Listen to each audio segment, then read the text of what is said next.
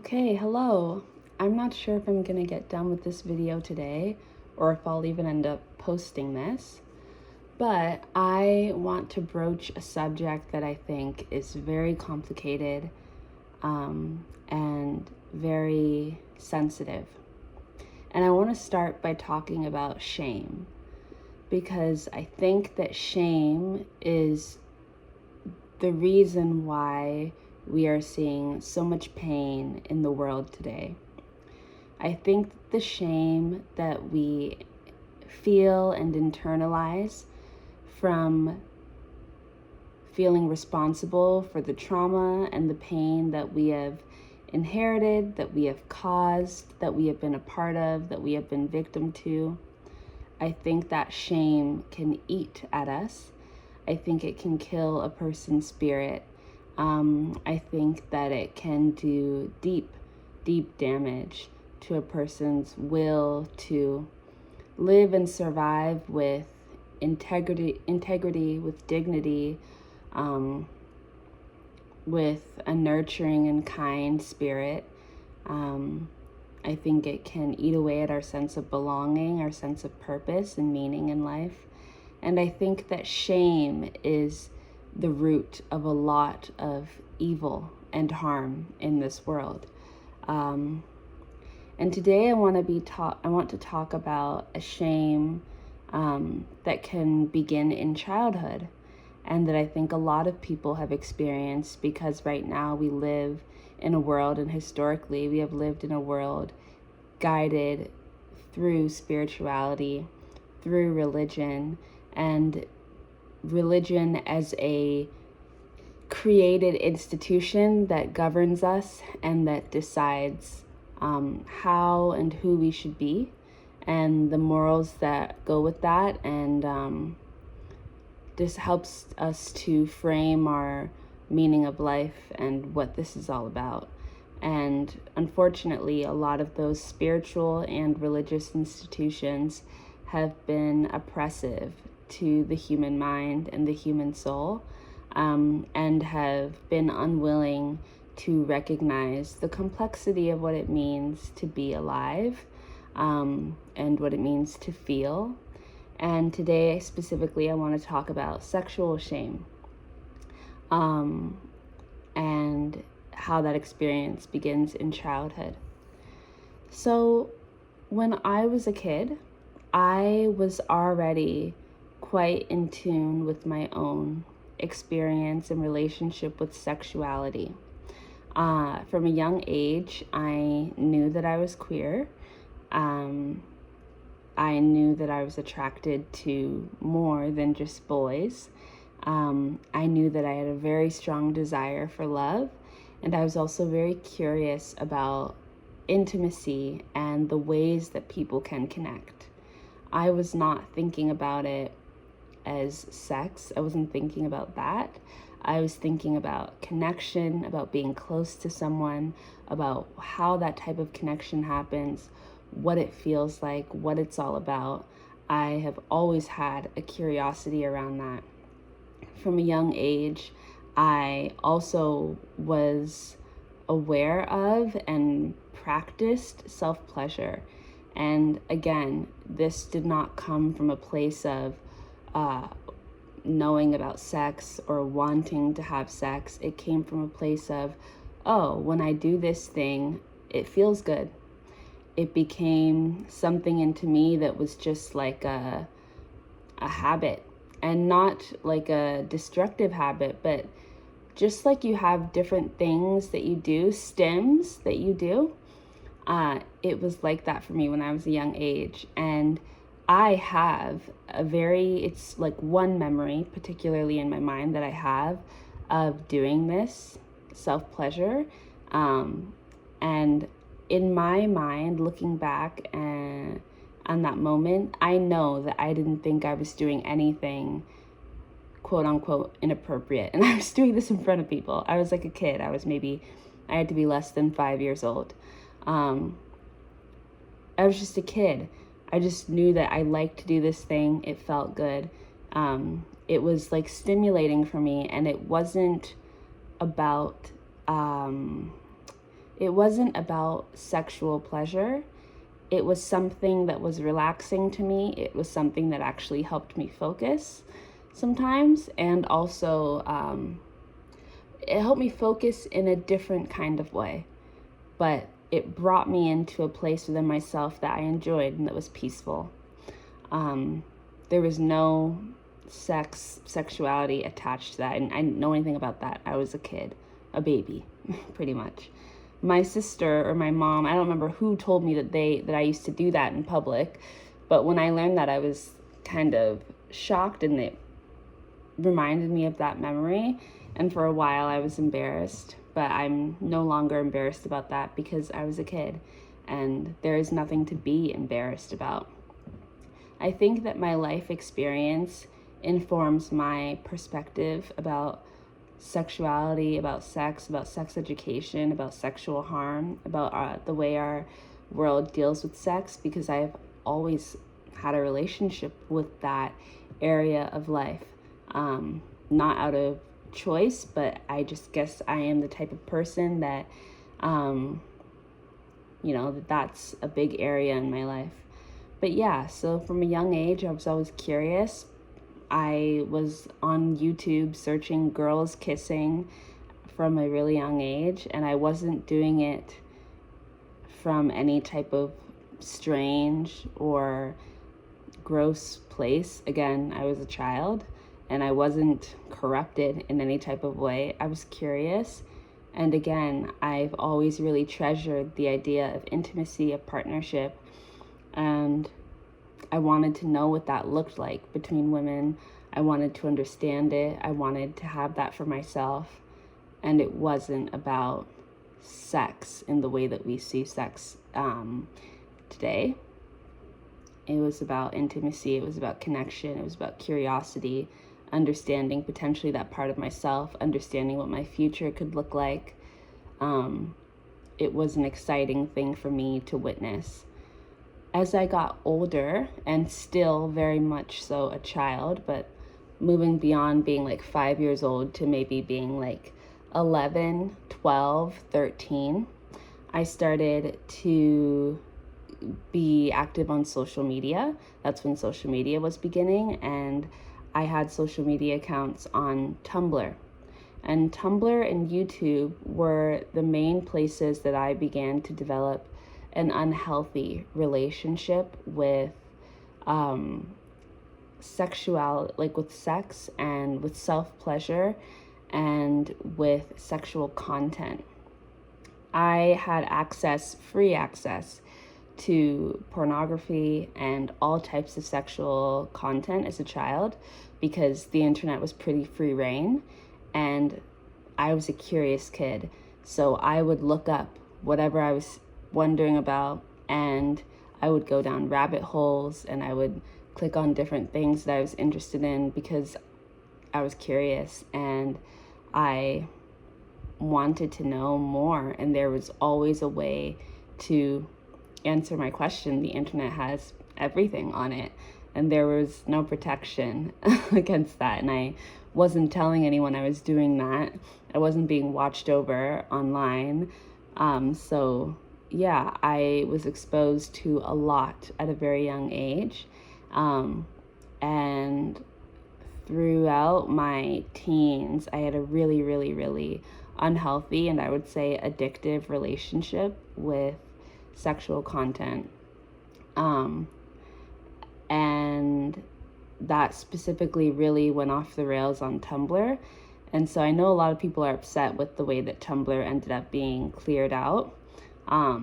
And I understand it from a censorship point, and the value that Tumblr held as like an activism space and just as a safe space and more alternative space. But I do understand where it was coming from. There's a lot on there, and I was a kid and I saw a lot of things I didn't need to.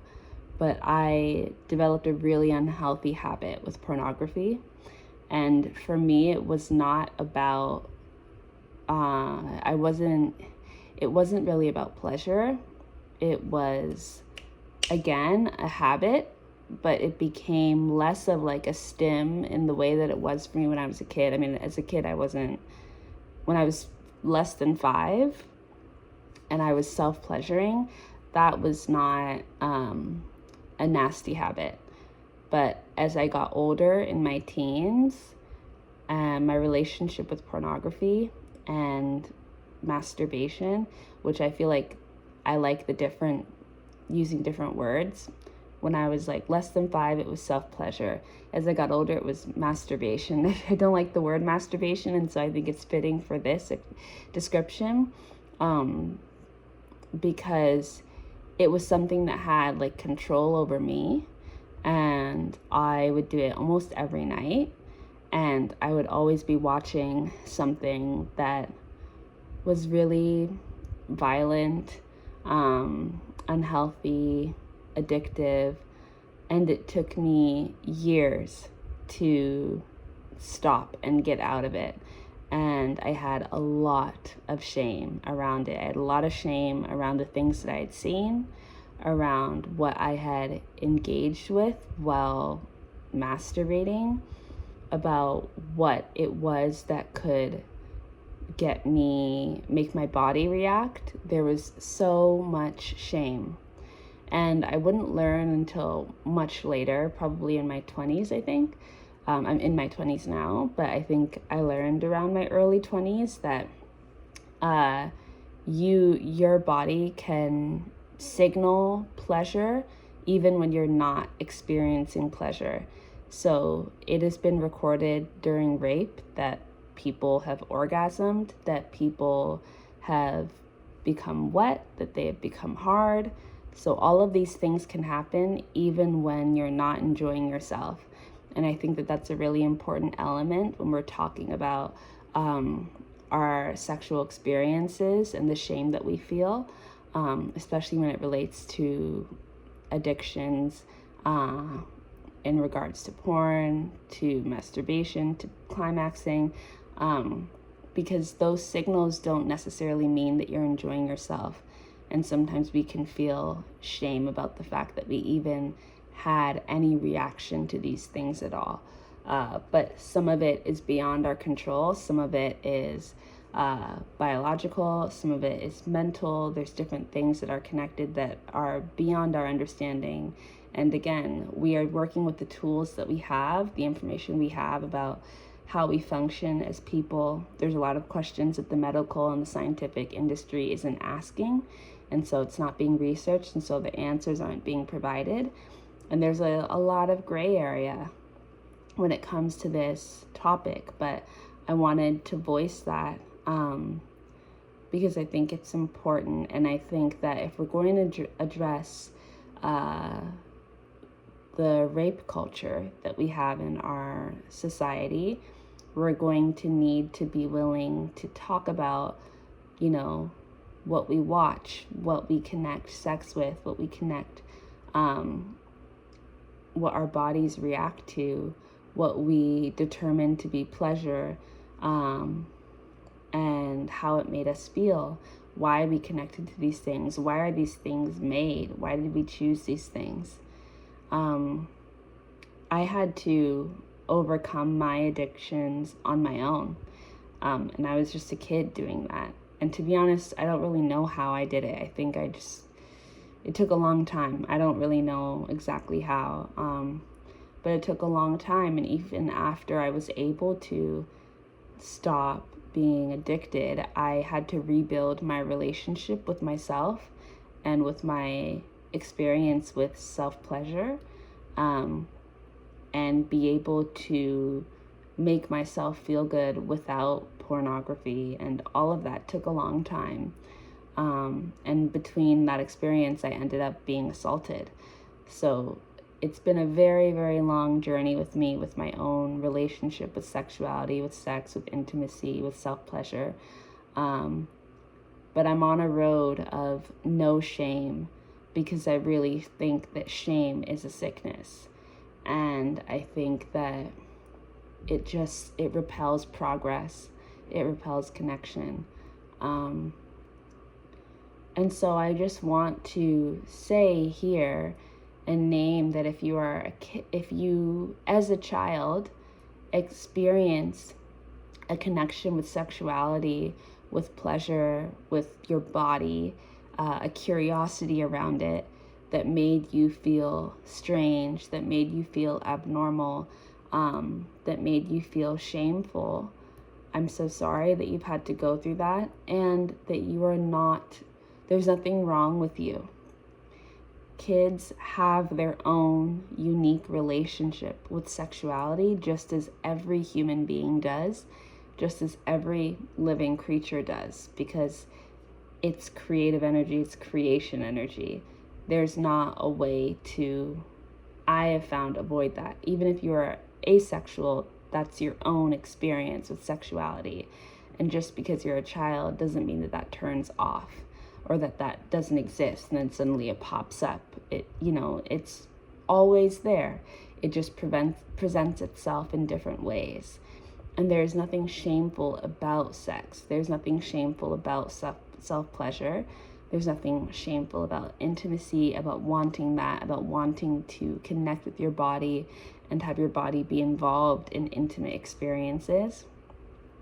We just have a very, very, very violent and harmful and outdated system and way of learning and thinking about and practicing sex and sexuality, sexual expression and intimacy. We don't understand it at all, unfortunately. And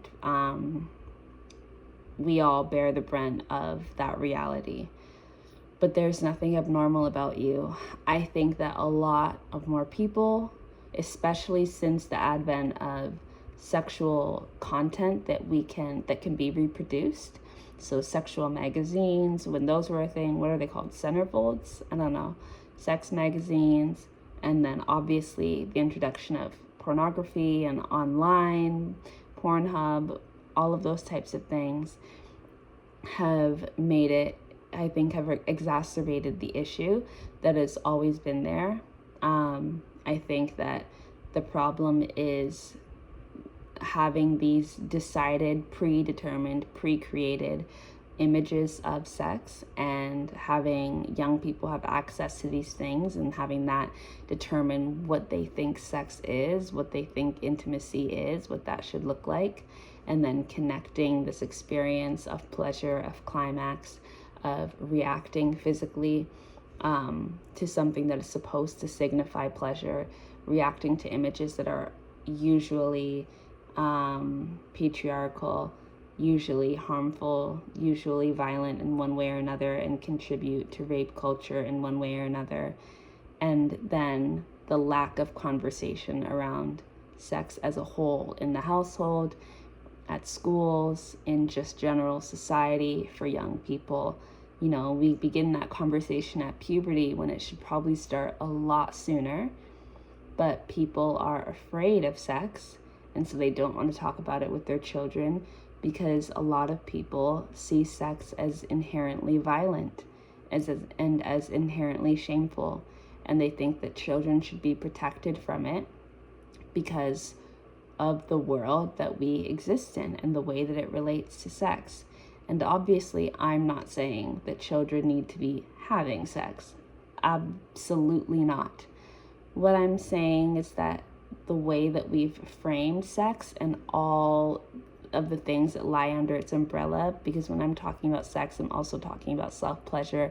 I'm also talking about, different forms of intimacy, of connection. I'm not just talking about, penetrative sex between a man and a woman. But yeah, I think it really does a disservice and a disjustice, an injustice to children and to the adults they will become, to avoid this issue that is prevalent and is becoming more and more important to address as sex becomes more and more accessible, especially in the online world, and especially independent experiences of sex through the digital world and the privacy of viewing sex online alone. So I guess this is just the first of many. I have no idea if I'm going to share this because I feel very insecure about it, and I'm very touchy around this because it's a scary topic to talk about, and anything involving children and child safety is scary. Anything talking about children and then sex is very, very, very scary to talk about because it's easy to misinterpret, easy to purposefully misinterpret, to not hear someone, to be scared, to be triggered. And I understand all of that because we all just want to protect kids. But kids grow up and they become adults, and they become the adults that we live with, the adults that we, well, hopefully are the kids who were kids when those kids were kids are marrying each other, not the adults.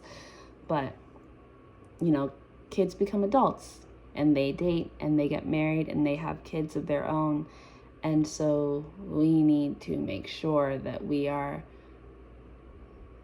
taking care of the whole being and not just what we consider the innocent part, and we need to stop removing sex from innocence. And perhaps just reframe our idea of innocence altogether. But this would, I imagine, just be the first of a long conversation, a scary conversation. But I just want to talk about it because I've been on TikTok these past few days, and my algorithm isn't really curated. And so I've just been getting a lot of different kinds of videos. But I've gotten a lot of videos that really speak to rape culture, and whether they're meant to or not. And it's hard. It's hard to watch. It's hard to hear all these stories. It's hard to see people's reaction, and it's hard to see all the victim blaming and the lack of seriousness, the lack of understanding. But it's understandable. And it makes me think, just how important it is to really try to get this conversation going, to try and go there. And I know it's going to be hard, but it's something that we are going to have to do if we want a better world. And I wonder if sexual shame could be at the root of it all. I know that they say, some people say money is the root of all evil and greed and all these things, but I wonder if sexual shame is a really big ticker there. And I think a lot of it could start in childhood just because of how mystified it is and how silent it is in childhood. It's like you're not allowed to talk about it, even though I know that kids are experiencing it. We know that kids are being assaulted. We know that kids are sexually curious. We know that kids have their own experiences of sexuality. We know that kids have a lot of experiences in relation to sex. And so it makes no sense to continue to deny that. And I know that it comes from purity culture, and I know that it comes from protective fear, because a lot of us adults are traumatized and worried, and we want to protect our children. And I think that conversation and honesty and storytelling is one of the best ways we can protect. And so I want to contribute to doing that.